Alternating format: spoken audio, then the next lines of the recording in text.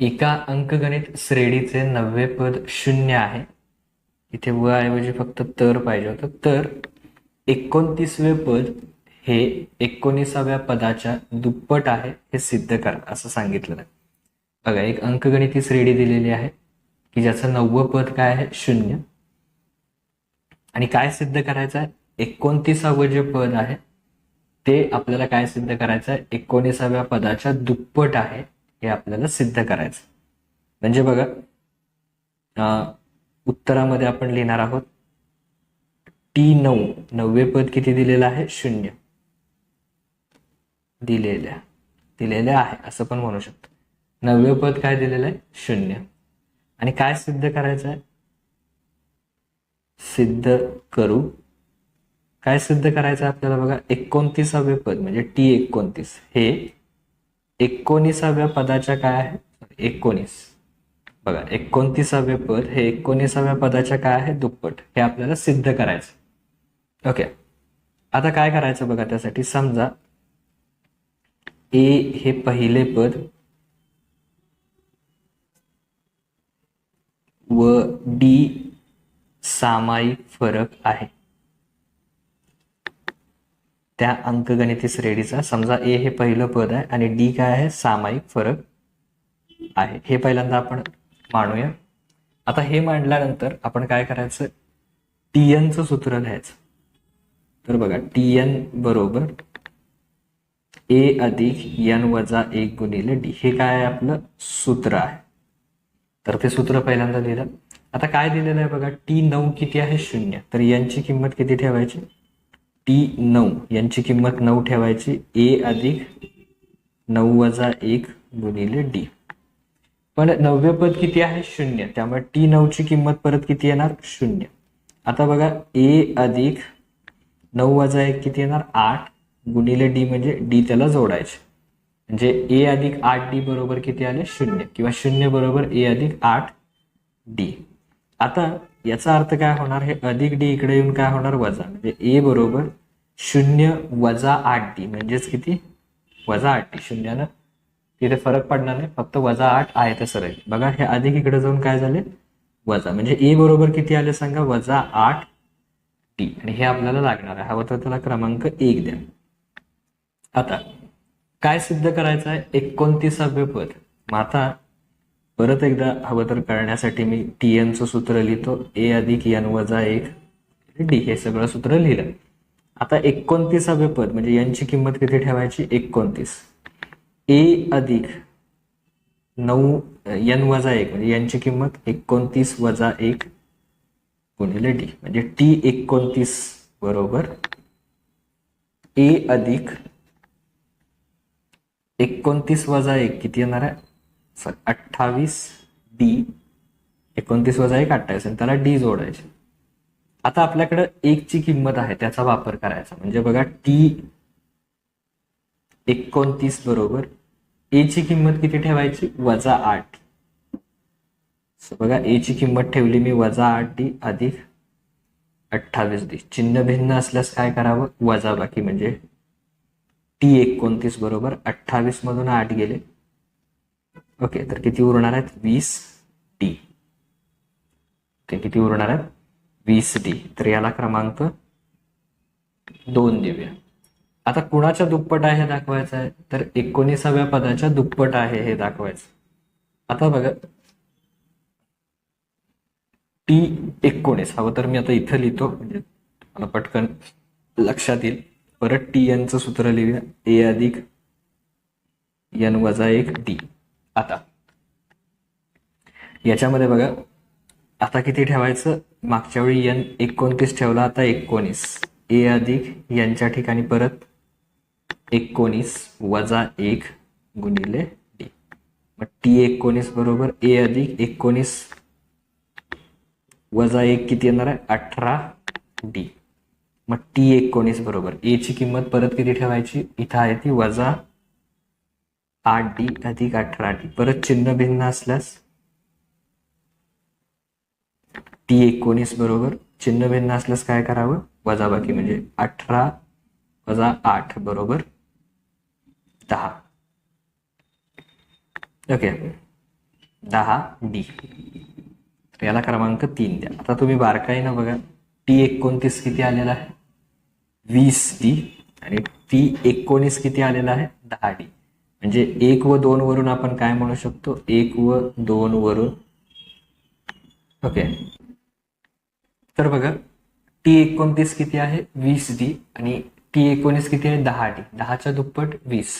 त्यामुळे 29वे पद हे 19व्या पदाच्या काय झालं? 1 व 2 वरून काय लिहिणार आपण? दुप्पट आहे. म्हणजे T29 बरोबर 2 गुणिले T19 म्हणजेच काय? 29वे पद हे 19व्या पदाच्या दुप्पट आहे, म्हणून खाली लिहायचं.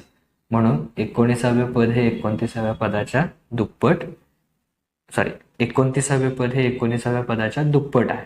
ओके, अशा प्रकारे ते आपण सिद्ध केलेलं आहे. तर आता आपण त्यातला दुसरा प्रश्न बघूया. एका पिशवीत 5 पांढरे चेंडू व काही निळे चेंडू आहेत. जर निळा चेंडू काढण्याची संभाव्यता पांढरा चेंडू काढण्याच्या संभाव्यतेपेक्षा दुप्पट असेल तर पिशवीतील निळा चेंडू मिळण्याची संभाव्यता किती असेल असं आपल्याला विचारलेलं. तर काय करायचं बघा, सुरुवातीला समजा बघा पिशवीत किती आहेत? 5 पांढरे चेंडू आणि काही निळे चेंडू आहेत. समजा निळे चेंडू किंवा निळ्या चेंडूंची संख्या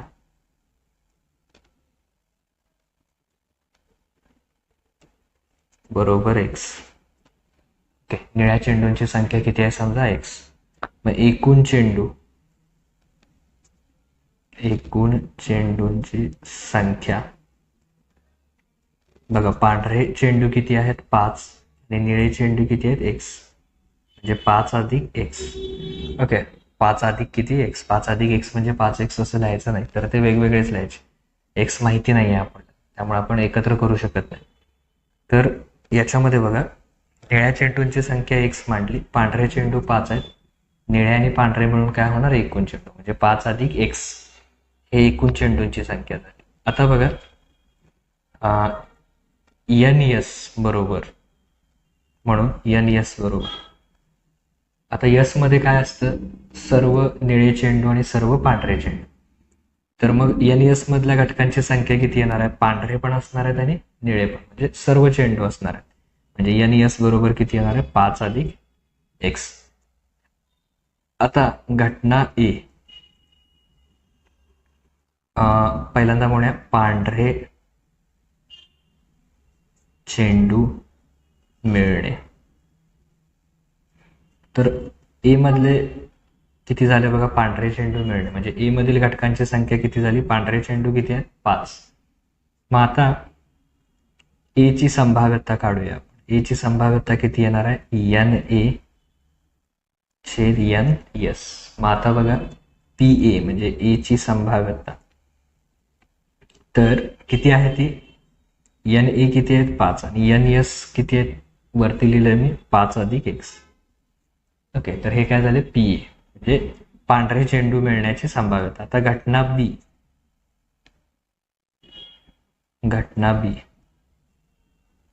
निळे चेंडू मिळण्याची किंवा निळे चेंडू मिळणे किंवा मिळतील असं लिहिलं तरी झालं. निळे चेंडू मिळणे, मग निळे चेंडू किती आहेत? x. म्हणजे B मधील घटकांची संख्या किती असणार आहे? x.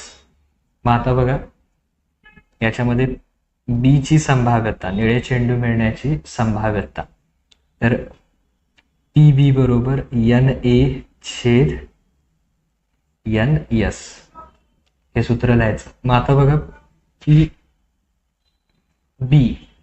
ओके, PB बरोबर NA किती आहे?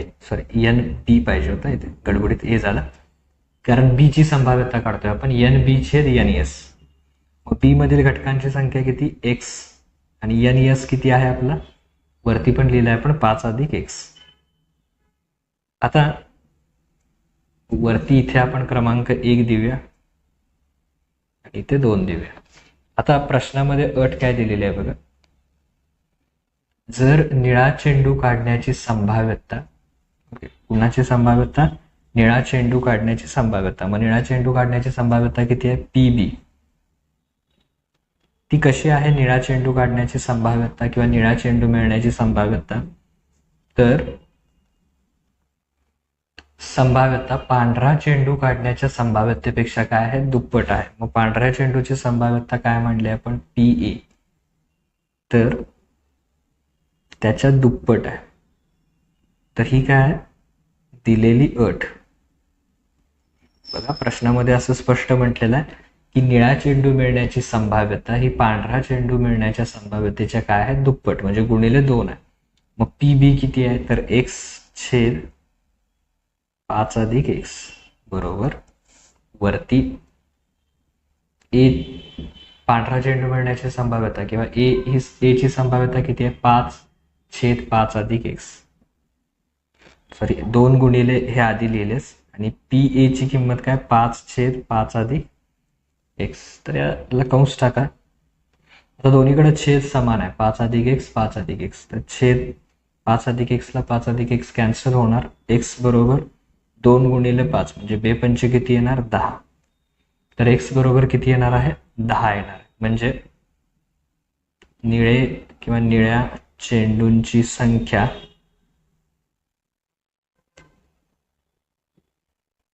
बरोबर 10. किती असतील निळे चेंडू, एकूण 10 असतील. ओके, तर अशा प्रकारे हे उदाहरण काय करायचं, आपण सोडवायचं.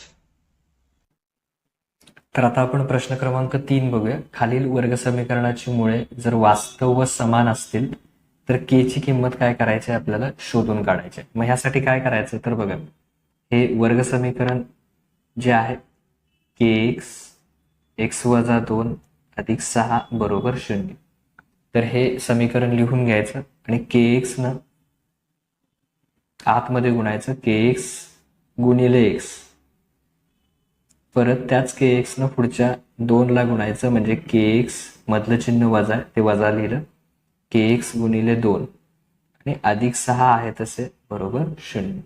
ह्या दोघांना गुणायचं, कंसाच्या आतील दोघांना गुणायचं. ओके, माहिती काय दिलेली आहे, मुळे वास्तव व समान आहेत आणि त्याच्या आधारावर k ची किंमत शोधायची. आता बघा, x गुणिले x, तर x चा काय होणार, वर्ग वजा 2k आणि त्याला काय जोडायचे, x अधिक 6 बरोबर 0. आता त्याच्याशी तुलना करून पहिला बघा, a ची किंमत किती येणार आहे, k, b ची किंमत येणार आहे वजा 2k आणि c ची किंमत येणार आहे 6.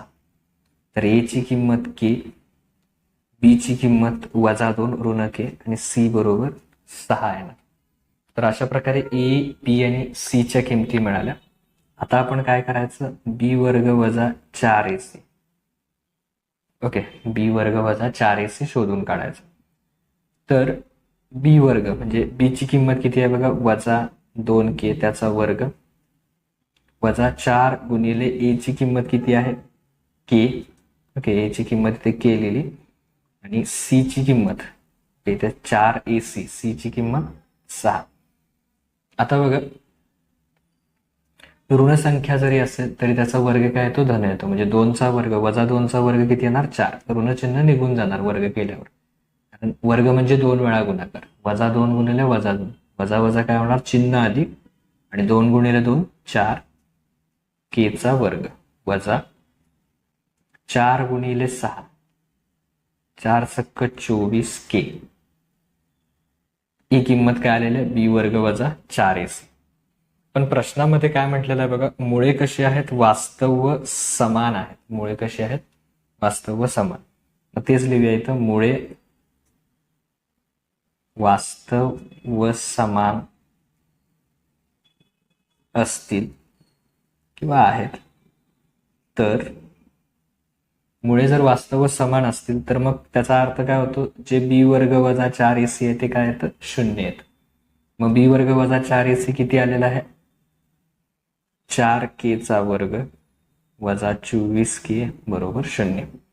मग आता बघा, याच्यामध्ये काय करणार आपण, दोन्हीकडे सामायिक 4 आणि 24 ला पण 4 ने भाग जाऊ शकतो, म्हणजे 4 सामायिक काढले आणि दोन्हीकडे k आहे त्यामुळे k सामायिक काढलं. आता बघा, 4k वर्ग, हे कच्चं सांगतो तुम्हाला, 4k वर्ग मधून 4k काय काढले, सामायिक. ओके, सामायिक म्हणजे काय, भागायचं, 4 ला 4 गेले, इथे 2 आहेत, इथे 1, जे फक्त एक के काय राहणार शिल्लक. त्यानंतर मधलं चिन्ह वजा आहे. 24K मध्ये किती काढायचे 4K. के ला के काय होणार कॅन्सल. 4 1 4, 4 सख्ख 24 म्हणजे के वजा 6 बरोबर 24. आता बघा कधीही 4 शून्य असणार नाही. 4 बरोबर 0 असं येणार नाही. याचा अर्थ काय एकतर के बरोबर 0 असेल किंवा के वजा 6 बरोबर काय असेल 0. या दोन्हीपैकी एक कोणतरी 0 असेल. के तरी 0 असेल किंवा के वजा 6 बरोबर 0. पण बघा ए बरोबर काय के, पण आणि के किती आलेला आहे समजा 0, पण वर्ग समीकरणामध्ये ए 0 असत नाही. इथं मी थोडक्यात लिहिलं ए 0 नाही. वर्ग समीकरणामध्ये ए ची किंमत कधीही 0 असत नाही. इथे बघा सुरुवातीला ए बरोबर किती आलेला आहे के. समजा आपण के 0 घेतला तर ए किती होणार 0, पण वर्ग समीकरणामध्ये ए 0 असत नाही, त्यामुळे के ची किंमत 0 घेऊन चालणार नाही. मग के ची किंमत किती येईल बघा वजा 6 इकडे येऊन काय होतील अधिक, म्हणजे 0 अधिक 6 म्हणजेच काय 6. के ची अचूक किंमत किती येणार आहे सांगा के बरोबर 6. हे लक्षात ठेवा. वर्ग समीकरणामध्ये ए कधीही 0 असत नाही अशी वर्ग समीकरणाची आपण व्याख्या केलेली आहे. त्यामुळे के बरोबर किती येणार आहे सांगा 6. तर आता आपण प्रश्न क्रमांक 4 बघूया. प्रश्न क्रमांक 4 मध्ये बघा सोडवा 0.4x अधिक 0.3y बरोबर 1.7 आणि इकडे दिलेला आहे 0.7x वजा 0.2y बरोबर 0.8. तर हे आपल्याला काय करायचं आहे सोडवायचं आहे. तर कुठल्याही पद्धतीनं तुम्ही सोडवू शकता. 0.4x अधिक 0.3y बरोबर 1.7 आणि बघा 0.7x वजा 0.2y बरोबर 0.8. तर याला क्रमांक 1 आणि 2 द्या. मी आताच सांगितलं तसं कुठल्याही पद्धतीने तुम्ही सोडवू शकता. इथं काही सांगितलेलं नाहीये की याच पद्धतीने सोडवा.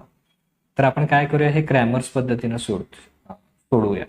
1 2 आणि 3 हे असे क्रमांक द्यायचे. तर डी बरोबर काय येणार आहे सांगा. डीचा नियम मी कालच्या व्हिडिओमध्ये सांगितलं 12.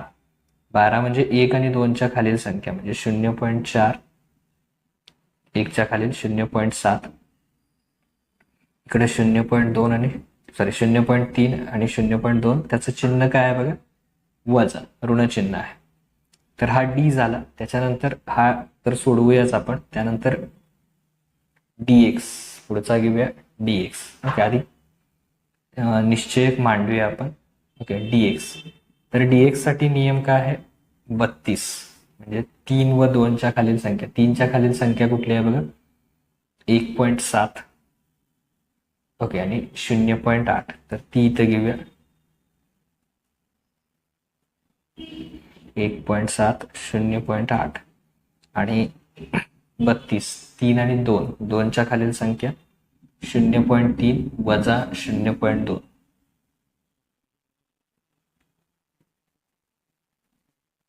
वजा 0.2 हा झाला आपला dx.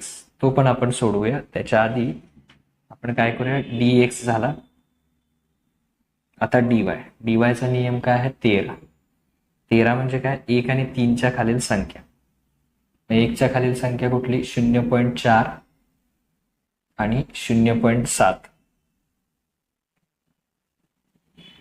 4 आणि 0.7 आणि 3च्या खालील संख्या म्हणजे बघा 1.7 आणि 0.8. तर अशा प्रकारे dx dy हे शोधून घ्यायचे सगळे. आता बघा तिरकस गुणाकार. तिरकस गुणाकारामध्ये बघा 0.4 गुणिले हे चिन्हासहित आहे वजा 0.2 मधलं चिन्ह वजा आणि 0. ओके इकडे 0.3 गुणिले इकडचा तिरकस गुणाकार 0.7. आता बघा याच्यामध्ये 4 दुनी किती येणार आहेत 8 आणि किती संख्येनंतर दशांश चिन्ह आहे 1 आणि 2. त्यामुळे इथे एक 0 वाढवायची. 2 संख्येनंतर काय करायचं दशांश चिन्ह. एक अंकी संख्या आल्यामुळे आणखीन एक 0 वाढवायचं आणि मग 2 स्थानानंतर काय करायचं दशांश चिन्ह द्यायचं. ओके आणि याचं चिन्ह ऋण आहे त्यामुळे ऋण द्यायचं. आता बघा इथे वजा 7 त्रिक किती येणार आहेत 21. 1 आणि 1 2. ओके, दोन संख्येनंतर दशांश चिन्ह, त्यामुळे इथे पण 1 आणि 2 0.21. आता बघा 8 आणि 21 तर चिन्ह समान आहेत यांची. चिन्ह समान असल्यास काय करावं बेरीज, म्हणजे किती येणार आहे बघा ते 0.29. 21 आणि 8 29 येणार. आता पुढे बघा इथे 1.7 गुणिले वजा 0.2 मधलं चिन्ह वजा आणि परत 0.3 गुणिले 0.8. आता बघा 17 दुनी किती येणार आहे ते, तर 17 दुनी 34 आणि 1 आणि 2 दोन संख्येनंतर दशांश चिन्ह म्हणजे 0.34. चिन्ह कुठलं येणार आहे, एक जरी ऋण असेल तरी ऋण द्यायचं. ओके, ऋण 0.34. परत 3 गुणिले 8 8 त्रिक 24 1 आणि 2 संख्येनंतर दशांश चिन्ह. आता इथं पण चिन्ह समान आहे, तर चिन्ह समान असल्यास काय करावं बेरीज, म्हणजे बघा 0.4 आणि 4 येणार 8, 3 आणि 2 5 म्हणजे 0.58. चिन्ह मात्र कुठलं येणार ऋण येणार. हे आपल्याला काय मिळालं, वरती मिळालाय तो डी, खाली मिळालाय तो dx. ओके, dx आपल्याला मिळाला, तर dy काढायचं. याच्यासाठी काय करायचं, परत तिरकस गुणाकार, म्हणजे बघा 0.4 गुणिले 0.8 म्हणजे 8 चूक 32 म्हणजे किती येणार 0.32 मधलं चिन्ह वजा. ओके, आणि आता परत 1.7 गुणिले 7.7. आता 7 न गुणा 7 7 49, सॉरी 49 9 हातचे झाले 4, परत 7 1 7 7 आणि 4 11 119 आणि किती संख्येनंतर दशांश चिन्ह 1 आणि 2 म्हणजे 1.19. मग आता बघा इथं चिन्ह याचं काही नाही म्हणजे आधी काय याचं वजा आहे, चिन्ह भिन्न असल्यास काय करावं वजाबाकी. आता वजाबाकी केल्यावर बघा किती येणार आहे 119 मधून किती वजा करायचे 1.19 मधून 0.32. ओके, कच्चा आपण इथं करूया, तर किती येणार आहे बघा 7. ओके, आणि 11तून 3 गेले 8 बाकी 0 आणि मोठ्या संख्येचं चिन्ह ऋण. तर ऋण इथं चिन्ह बघा ऋण आहे, हा 1.19 मोठा आहे तर 87. मग आता एक्स बरोबर शोधायचं, तर एक्सचं सूत्र क्रॅमर्स रूल प्रमाणे काय dx छेद डी. मग dx किती आलेला आहे बघा 0.58 आणि डी किती आलेला आहे बघा 0.29. आता इथे दशांश चिन्ह बघा, इथं पण 2 संख्येनंतर दशांश चिन्ह, इथं पण 2 संख्येनंतर दशांश चिन्ह. तर डायरेक्ट काय लिहायचं 58, याचं पण दशांश चिन्ह काढून टाकायचं आणि याचं पण दशांश चिन्ह, कारण दोघांचं समान आहे. तर याचं पण 2 संख्येनंतरचं दशांश चिन्ह काढून टाकलं, याचंही काढून टाकलं म्हणजे 29 आणि किती आले 58. आणि हे बघा दोघांचं चिन्ह काय आहे ऋण चिन्ह आहे, तर 29 1 29 आणि 29 2 58 म्हणजे किती येणार आहेत ते 2 आणि हे वजा वजा काय होणार अधिक, म्हणजे x ची किंमत किती येणार 2. तसंच y बघा dy छेद d. ओके, तर dy छेद d बरोबर dy ची किंमत किती आलेली आहे बघा इथे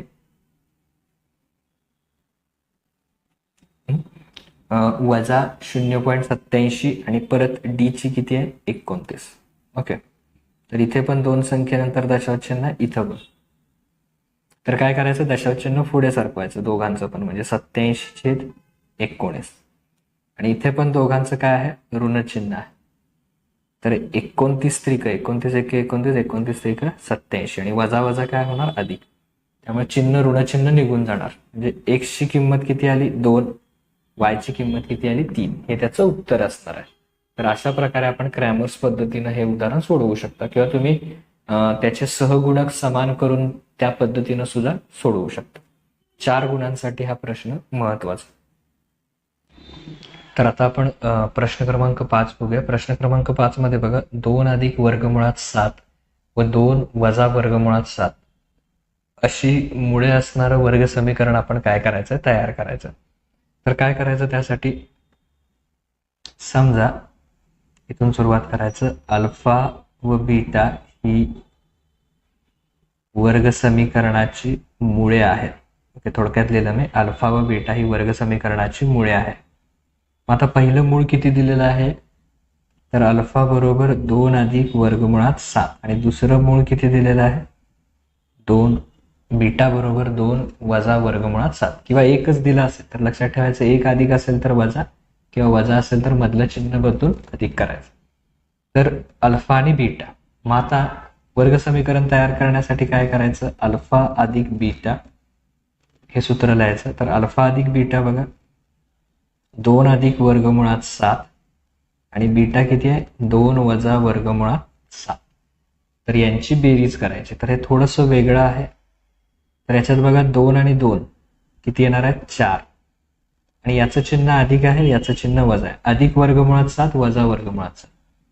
तर चिन्ह भिन्न असल्यास काय करावं, वजाबाकी, म्हणजे वर्गमुळात 7 मधून वर्गमुळात. तर इथे बघा अधिक वर्गमुळात 7 आणि वजा वर्गमुळात 7 चिन्ह भिन्न असल्यामुळे ते एकमेकाला काय होणार, कॅन्सल. म्हणजे अल्फा अधिक बीटा बरोबर किती येणार, 4 येणार.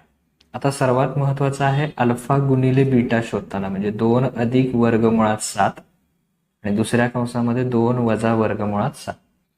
आता याच्यासाठी आपण काय करणार आहोत, एक सूत्र वापरणार आहोत. ओके, कच्चं मी इथं करून दाखवतो, याचं उत्तर डायरेक्ट आपल्याला मिळेल.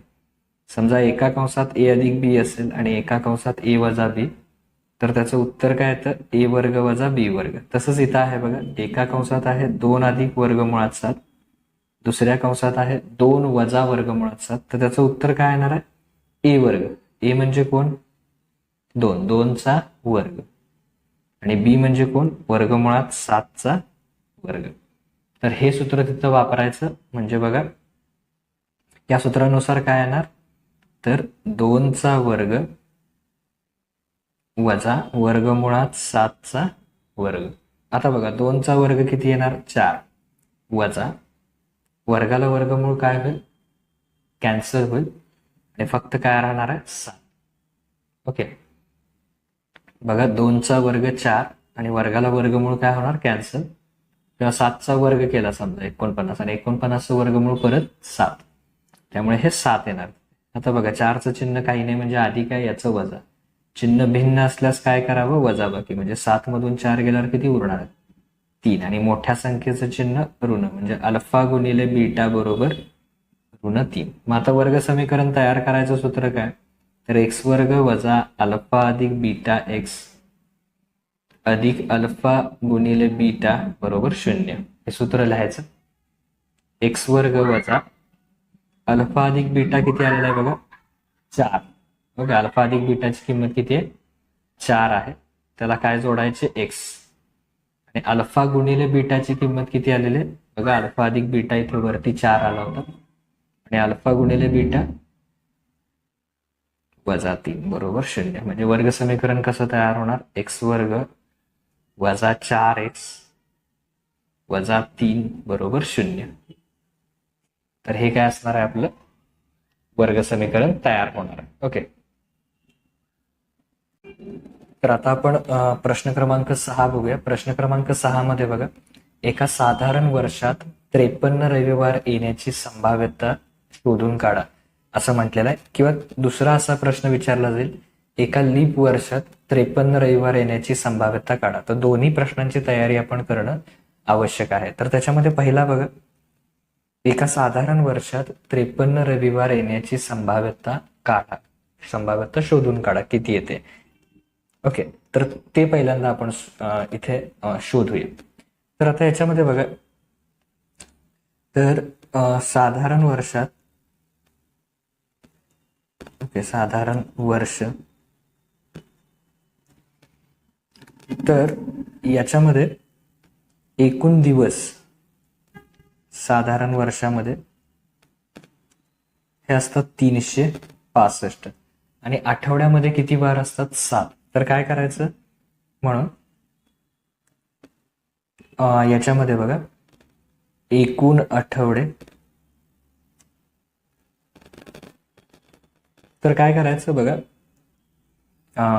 365 ला 7ने भागायचं.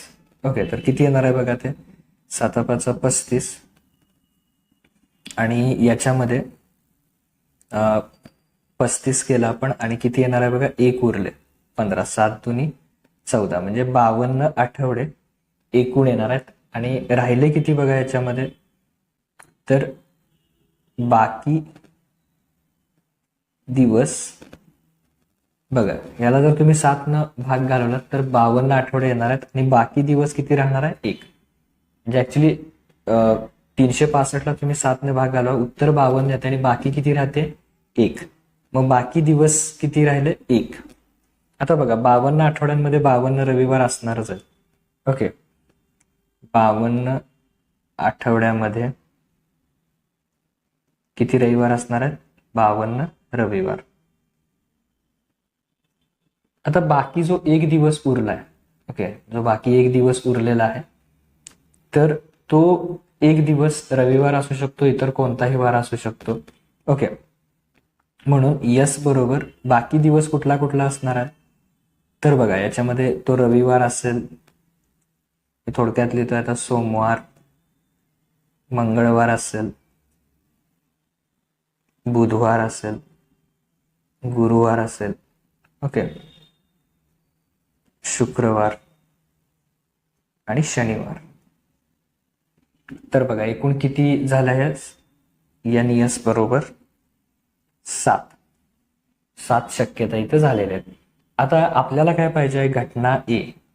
बघा ऑलरेडी 52 रविवार कन्फर्म असणारच आहे, पण एक जो राहिलेला दिवस आहे तो राहिलेला दिवस आपल्याला काय पाहिजे, रविवार. तर घटना ए रविवार असणे, म्हणजे समजा हा रविवार असणे, तर एकूण 52 आणि किती होणार आहे 53. मग रविवार असण्याची आपण काय काढूया, संभाव्यता. मग ए मध्ये कोण येणार सांगा, फक्त रविवार पाहिजे, म्हणजे रविवार येणार त्याच्यामध्ये. आणि ए मधल्या घटकांची संख्या किती येणार 1. मग आता ए ची संभाव्यता काढायची, म्हणजे एन मधल्या घटकांची संख्या छेद यस मधल्या घटकांची संख्या. म्हणजे एन मधल्या घटकांची संख्या 1, यस मधील घटकांची संख्या 7, म्हणजे 1/7 ही काय असणार आहे, साधारण वर्षामध्ये 53 रविवार मिळण्याची संभाव्यता असणार आहे. आता दुसरं त्याच्यात बघूया आपण, समजा लीप वर्ष असेल. ओके, पुढचा भाग बघूया, लीप वर्ष. तर लीप वर्षामध्ये एकूण दिवस, ओके, एकूण दिवस किती असणार आहेत 366. मग मगासारखंच एकूण आठवडे, तर बघा 366 ला आपण 7 ने भागलं तर 52 येणार आहे. आता बाकी मात्र बाकी दिवस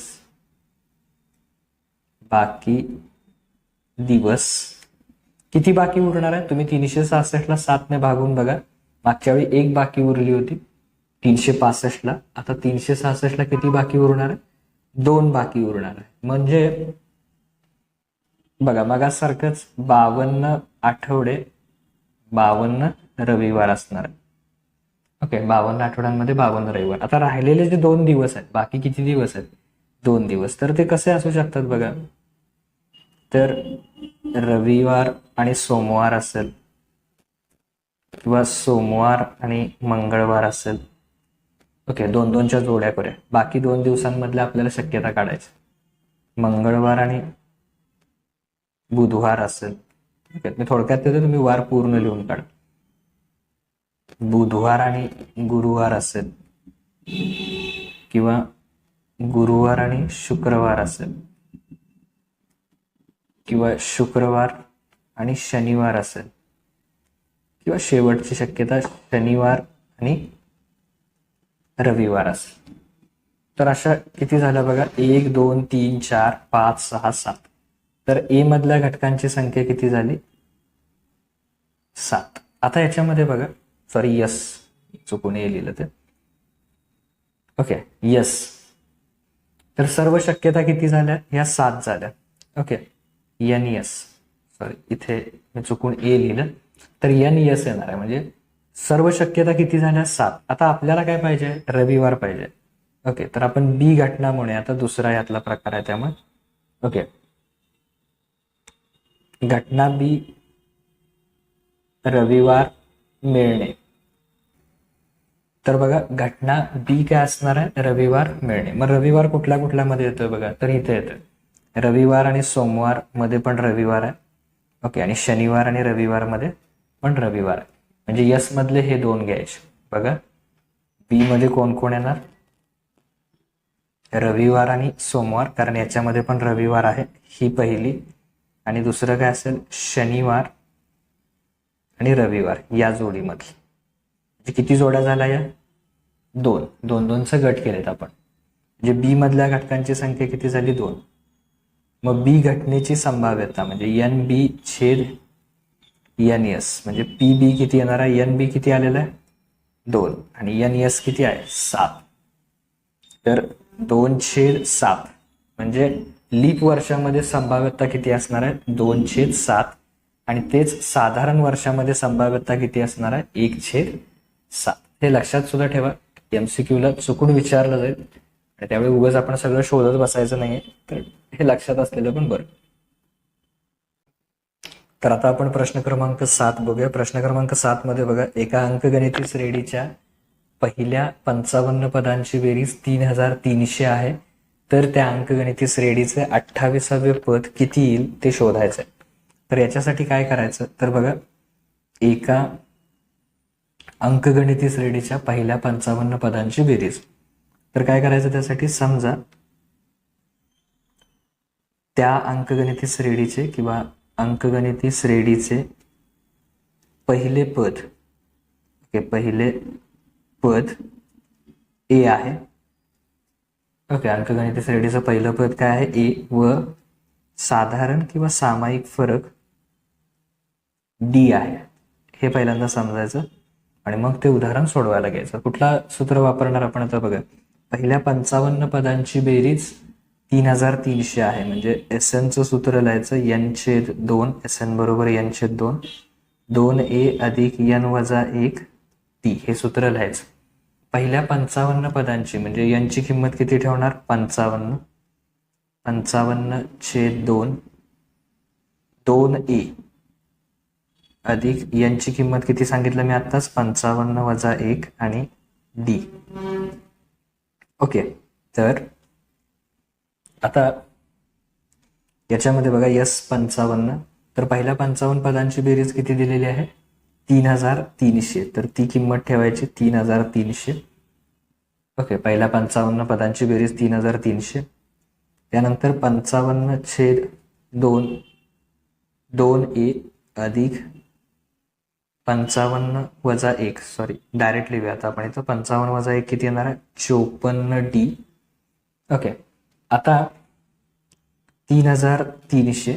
आता बघा इथं 55/2 आहे, ते मला बरोबर चिन्हाच्या पलीकडे न्यायचं. तर काय करायचं, हे गुणिले लिहायचं आणि 55/2 ऐवजी काय लिहायचं, उलट करायचं, 2/55. म्हणजे पलीकडे गेल्यानंतर अंशाचा छेद, छेदाचा अंश, उलट करायचं. ओके, आणि मग इकडे काय राहणार, 2a अधिक 54d. मग आता बघा याला 55 भागायचं, तर दोघांना कितीने भागा, 11ने. म्हणजे 11×5 = 55, 11×3 = 33 आणि वरच्या 2 0. परत बघा 5 न भाग जातोय, 5×1 = 5, 5×6 = 30 आणि वरची 1 0. आणि 60 न या 2 ला गुणायचं, 6×2 = 12 आणि वरची 1 0, किंवा 60×2 = 120 बरोबर 2a अधिक 54d. आता काय करायचं बघा, दोन्ही बाजूस 2 ने भागून प्रत्येकी दोन्ही बाजूला कितीने भागायचं, 2 ने. म्हणजे 120/2, 2a/2 आणि 54d/2. आपण असं का करतोय त्या तुम्हाला पुढच्या स्टेपमध्ये कळेल. आता बघा 120 ला 2 ने भागलं किती येणार आहे, 60. इथे 2 ला 2 गेलं म्हणजे किती राहिले, ए. आणि 54 ला 2 ने भागलं तर किती येणार आहे, 27d. याला क्रमांक 1 द्यायचं. ओके, म्हणजे 60 बरोबर किती आले, ए अधिक 27d. आता प्रश्नामध्ये काय म्हटलंय बघा, कितवं पद शोधायचं आहे आपल्याला, तर तिचे 28वे पद शोधा. मग पद शोधायचं असेल तर कुठलं सूत्र वापरायचं, TNचं. म्हणजे TN बरोबर a अधिक n वजा 1 गुणिले d. कितवं पद शोधायचं आहे, 28. म्हणजे आता n ची किंमत किती ठेवायची, 28. ए अधिक 28 वजा 1. ओके, कारण यांची किंमत किती 28. तर बघा टी 28 बरोबर ए अधिक 28 वजा 1 किती येणार आहे 27 डी. ओके, म्हणजे टी 28 बरोबर, आता हे काय आलेलं आहे बघा ए अधिक 27 डी. म्हणून मी म्हटलं 2 ने भागायला लागतं, कारण का ए अधिक 27 डीचा इथं त्याची किंमत किती आहे 60. म्हणजे ए अधिक 27 डी ची किंमत किती ठेवायची 60. म्हणजे टी 28 वेळा पद किती असणार आहे